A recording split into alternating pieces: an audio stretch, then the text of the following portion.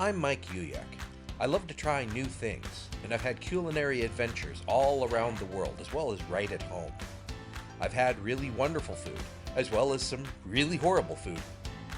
I'd like to share some of my adventures with you, and we'll see if I have what it takes to fix whatever goes wrong. This is Recipe Redemption.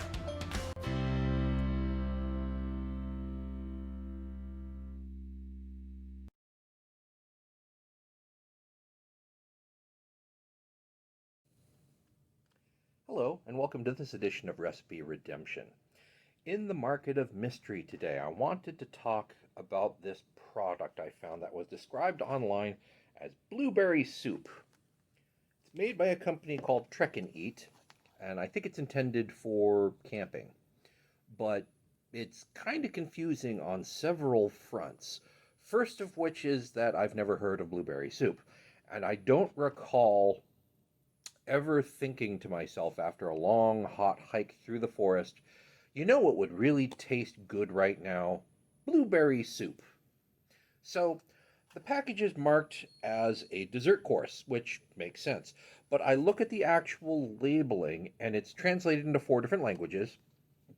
But I notice that in German, Fruchtsuppe Blaubeeren, and in Italian, Zuppa di frutta al mattio. I'm sorry for my pronunciation, but I don't speak either of those languages really. Zuppa di frutta al mattio or mattillo. I'm not sure in Italian if it's... Anyway, but in those 2 languages, it is blueberry fruit soup, if you translate literally. But in English and in French, coulis de myrtille, it's a blueberry fruit coulis. Now, coulis is a fruit puree primarily used as a sauce, not a soup.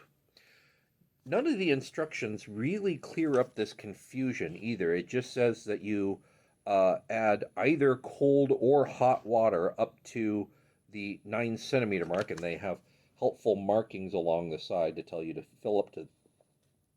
I was close. There. And wait stir and then wait 5 minutes. So I don't know. I'm going with cold water. And in case it doesn't work as a soup,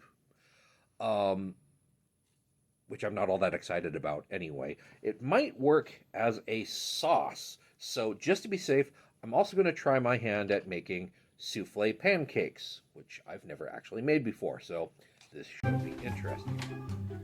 So per the instructions, I opened the pouch, filled it up to the 9 centimeter mark with water, cold water, because it said you could do it, mixed it, and let it sit for about 5 minutes. And this is what came out. So it definitely thickened. I'm still not convinced we can call it soup, but let's give it a try. It is quite thick. Let's just see how this tastes. And the verdict is meh. But no. So let's see how it works as a sauce. First, I'm going to need my souffle pancakes. I'm going to separate 2 eggs here. Expertly, of course.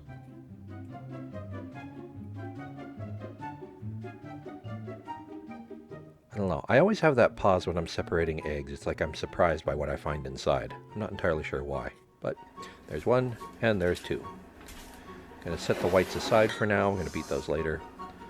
In the meantime, to my egg yolks, I'm going to add some cream, about 50 mils of cream, and this is all-purpose flour.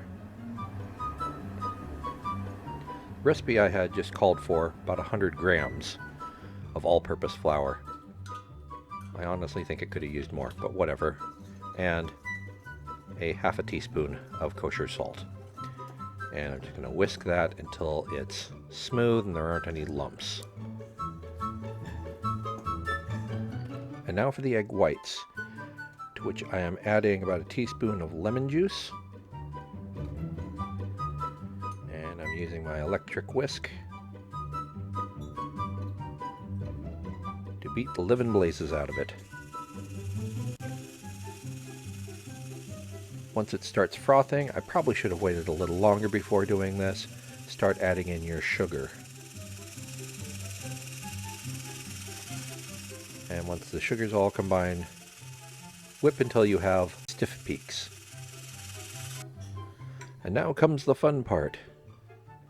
Taking your whipped egg whites, those should be stiffer, and folding them into the egg yolk mixture, into the rest of the batter.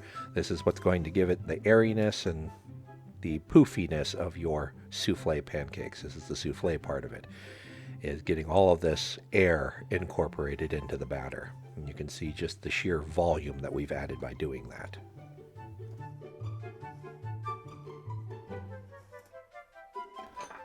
And now the cooking process. Again, the batter should be much stiffer than this, which is why it's kind of silly that I'm using this ice cream scoop to portion it out, because it's just sort of blah. So these are going to end up being slightly taller than regular pancakes, but not as tall as a true souffle pancake should be. A couple of them in a frying pan. Cook them until they're nice and toasty on one side, and then flip. You know the drill. Yes, I overcooked them. Sue me. Then simply smear some of your blueberry coulis / soup / whatever onto a plate, pile on your pancakes, and top with a little bit more of the syrup, or whatever we're calling this.